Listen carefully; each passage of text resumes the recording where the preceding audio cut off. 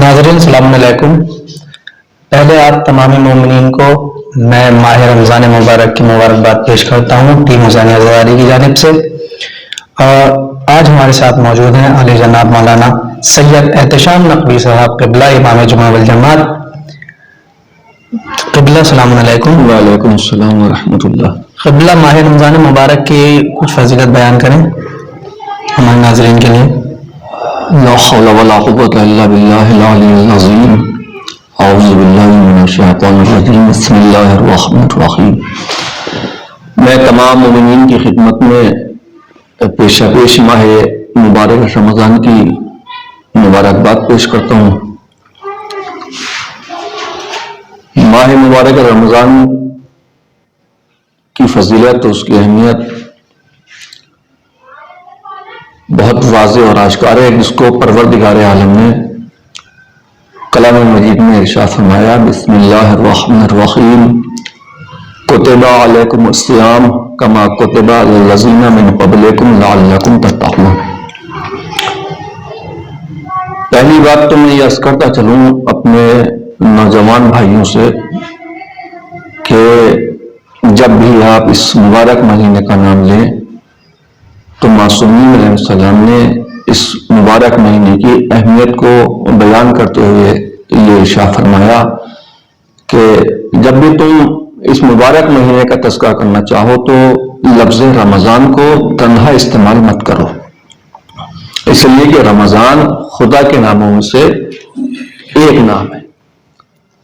تو اس طرح کہو ماہ رمضان آ گیا، ماہ رمضان چل رہا ہے، ماہ رمضان ختم ہونے والا ہے، یا ماہ رمضان ختم ہو گیا۔ دوسری بات یہ ہے کہ روزے کے حوالے سے میں عرض کرتا چلوں کہ پروردگار عالم نے واضح طور سے ارشاد فرما دیا کہ ہم نے تمہارے اوپر روزے اسی طرح واجب اور فرض قرار دیے ہیں جس طرح تم سے پہلے والی امتوں پر واجب قرار دیے تھے۔ اس کی علت بیان کی، کیوں واجب قرار دیے؟ لعلکم تتقون، تاکہ تم متقی بن جاؤ۔ لیکن تقوی کی جو پہلی منزل ہے وہ یہ ہے کہ انسان اپنا آپ کو حرام سے بچائے اور واجبات کو انجام دے۔ روزے کا جو فلسفہ ہے وہ بھی یہی ہے، اور جس فلسفے کو واضح طور سے پیغمبر اسلام صلی اللہ علیہ وآلہ وسلم نے ماہ شعبان کے آخری جمعے میں اپنے خطبے میں ارشاد فرمایا، ارشاد فرماتے ہیں، یا ایھا الناس انہ قد اقبل الیکم شہر اللہ، اے لوگو آگاہ ہو جاؤ کہ اللہ کا مہینہ تمہاری طرف بڑھ رہا ہے۔ لیکن یہ مہینہ صرف خالی ہاتھ نہیں آ رہا، بلکہ یہ مہینہ آ رہا ہے بالبرکت والرحمت والمغفرہ، یعنی یہ مہینہ جو آ رہا ہے وہ تمہارے لیے اپنے ساتھ برکتیں لے کر آ رہا ہے، رحمتیں لے کر آ رہا ہے، مغفرت لے کر آ رہا ہے۔ اور پھر ارشاد فرمایا کہ یہ اللہ کا مہینہ جو ہے وہ تمام مہینوں سے افضل ہے، اس کی راتیں تمام راتوں سے افضل ہیں، اس کے دن تمام دنوں سے افضل ہیں، اس کی گھڑیاں تمام گھڑیوں سے افضل ہیں۔ لہذا پیغمبر اسلام صلی اللہ علیہ وسلم بتانا یہ چاہتے ہیں کہ دیکھو کچھ مہینے ایسے ہیں جن میں رحمت ہو لیکن برکت نہ ہو، لیکن یہ واحد مہینہ ایسا ہے جس میں رحمت بھی ہے اور برکت بھی ہے اور ساتھ میں مغفرت بھی ہے۔ اور اسی مہینے کو 3 حصوں میں تقسیم کیا جاتا ہے۔ 30 دن کا مہینہ ہے تو 10 دن کو عربی میں عشرہ کہتے ہیں، عشرہ اولا، عشرہ ثانی، عشرہ ثالث۔ عشرہ اولا برکت کا مہینہ ہے۔ برکت عام طور سے کہا جاتا ہے کہ ہمارے گھر میں برکت نہیں ہو رہی۔ برکت ایک مادی طور پر ہے اور ایک معنوی طور پر ہے۔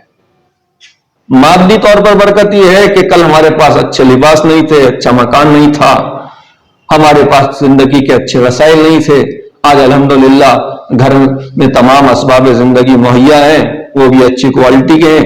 یہ ہو گئی مادی برکت۔ معنوی برکت یہ ہے کہ انسان خود اپنے رب کی طرف متوجہ ہوتا چلا جائے، کل توجہ نہیں تھی کلام مجید کی تلاوت کی، کل توجہ نہیں تھی نماز پڑھنے کی طرف، کل توجہ نہیں تھی صدقات و خیرات دینے کی طرف، لیکن اس مہینے کی برکت سے انسان کا ذہن نمازوں کی طرف متوجہ ہو گیا، روزے کی طرف متوجہ ہو گیا، دعاؤں مناجات کی طرف متوجہ ہو گیا۔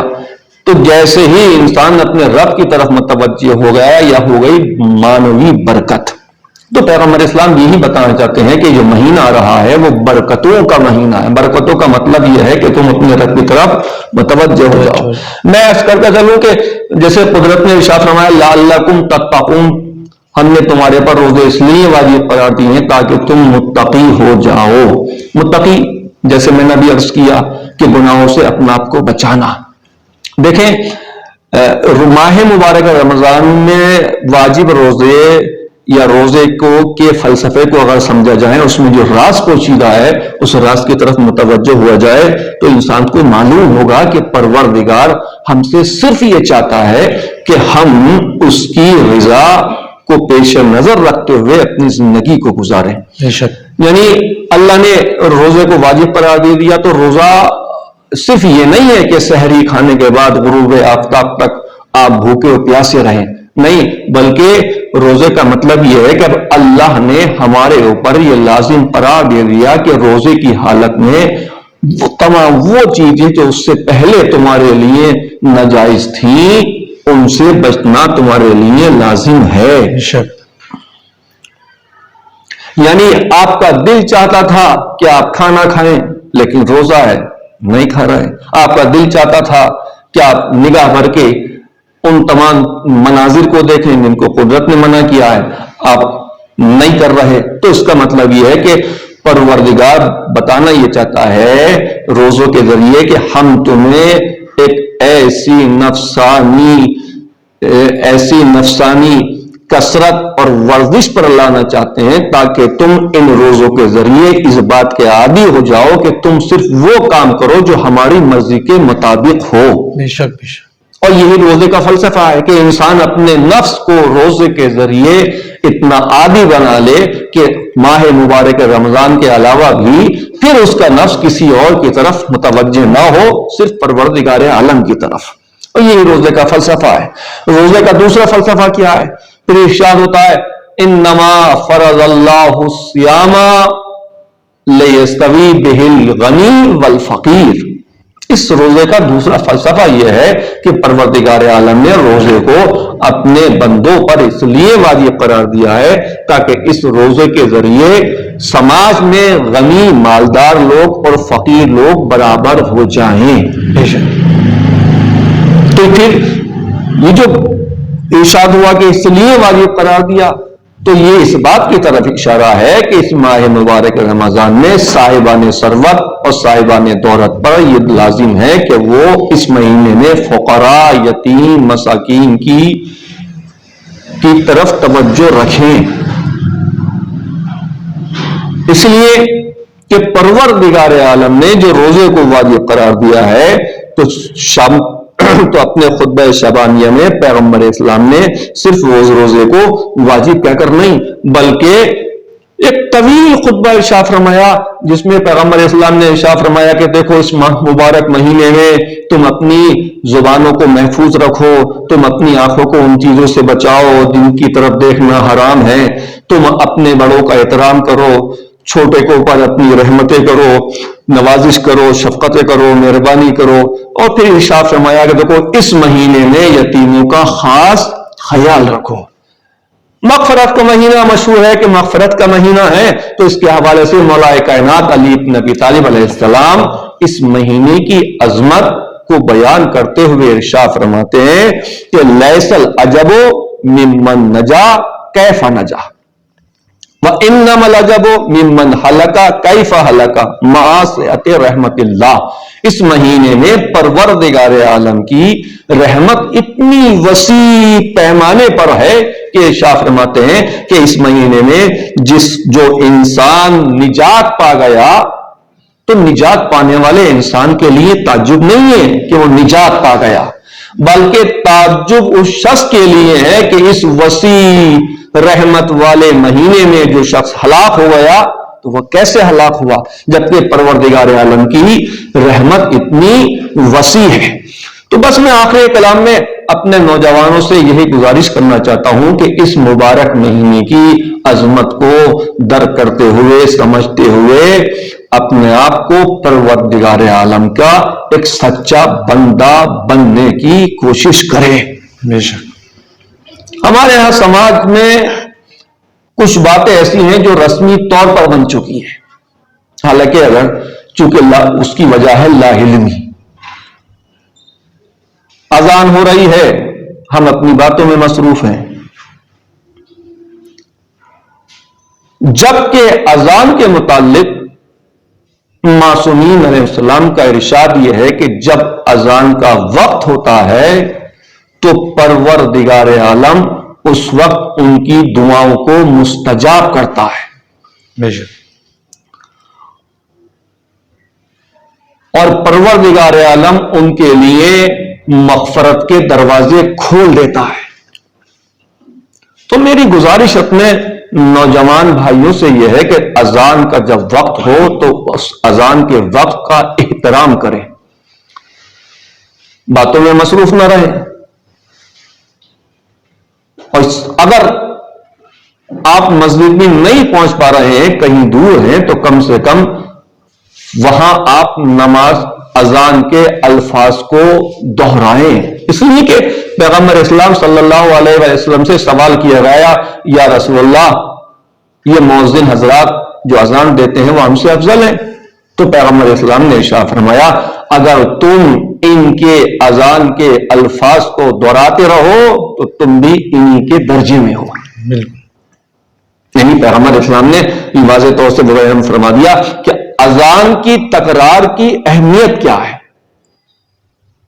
اور آخری کلام میں پھر اپنے نوجوانوں سے عرض کرتا ہوں کہ اس ماہ مبارک رمضان کی عظمت کو سمجھیں، زیادہ سے زیادہ پروردگار عالم کی عبادت میں مصروف رہیں۔ یہ کتب خانہ، یہ کتاب خانہ جس میں ہم اس وقت بیٹھے ہوئے ہیں، یہ سب سے بہترین ذریعہ اور وسیلہ ہے اس مہینے میں اپنے آپ کو بنانے کے لیے۔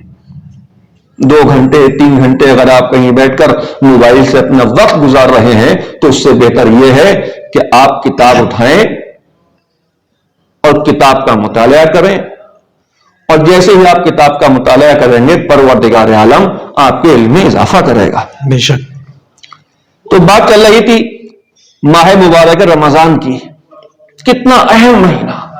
پیغمبر اسلام نے ارشاد فرمایا تم رحم کرو اپنے چھوٹوں پر۔ اب سوچیں امام زین العابدین علیہ السلام کا جیسے ہی ماہ مبارک رمضان کا چاند نمودار ہوتا تھا، پہلی تاریخ سے 30 تاریخ تک آپ کا دستور عمل یہ تھا کہ آپ اپنے تمام کارندوں کو اپنے ساتھ جمع کرتے تھے اور کارندے ان کا حلقہ بنا لیا کرتے تھے۔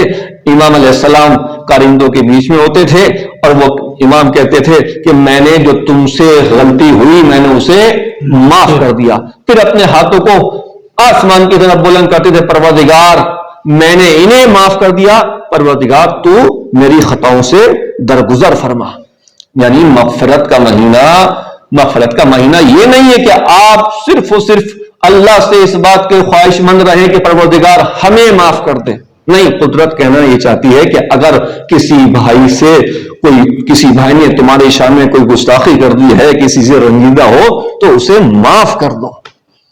تو یہ ماہ مبارک رمضان دل سے کدورتیں، کینہ، بغض، عداوت، ان سب کو باہر نکالنے کا مہینہ ہے۔ اگر آپ نے صرف رمضان کے روزے رکھے، نمازیں پڑھی، فقیروں کے ساتھ ہمدردی پیش کی، ان کی مدد کری، لیکن نعوذ باللہ لا یعوذ باللہ آپ کسی کی نسبت اپنے دل میں کدورت، بغض، حسد، جلن، تکبر، غرور لیے بیٹھے ہیں تو ان تمام روحانی بیماریوں کے ساتھ ساتھ آپ کی عبادتیں اس درجے پر نہیں پہنچ پائیں گی جو ایک بندہ مومن کی عبادت کو اس درجے پر پہنچنا چاہیے۔ پروردگار عالم سے دعا کہ پروردگار ہمیں اپنی اطاعت کرنے کی توفیق عطا فرما، آمین۔ ہمیں خدمت دین اور سیرت آل محمد علیہ السلام پر چلنے کی توفیق عطا فرما. اللہ آمین. اپنے آخری حجت امام مہدی آخر الزمان کے ظہور میں تاج فرما. اللہ آمین. ناظرین، یہ جس کتب خانے میں ابھی ہم موجود ہیں قبلہ کے ساتھ، یقیناً بہت اچھا اہتمام کیا گیا ہے. یہاں دینی کتابوں کے ساتھ ساتھ دنیاوی کتابوں کا بھی انتظام کیا گیا ہے. آپ کو کسی بھی انٹرنس کی تیاری کرنی ہے، جامعہ ہو، AMU ہو، PTC، کوئی سے بھی آپ کو کمپٹیشن کی تیاری کرنی ہے تو یہاں پر ہر کمپٹیشن کے لیے کتابیں مہیا ہیں. سیلف اسٹڈی پوائنٹ ہے جس کا کوئی بھی چارج نہیں ہے، بالکل فری ہے. اور آپ آئیں یہاں پر بیٹھیں، کافی سارے بچے یہاں پر تیاری کرتے ہیں اور بہت اچھا انتظام ہے. ساتھ ہی ساتھ اگر آپ کو کسی چیز میں پریشانی ہو رہی ہے تو ایک دوسرے سے آپ یہاں پر پتہ بھی کر سکتے ہیں. بہت بہت شکریہ.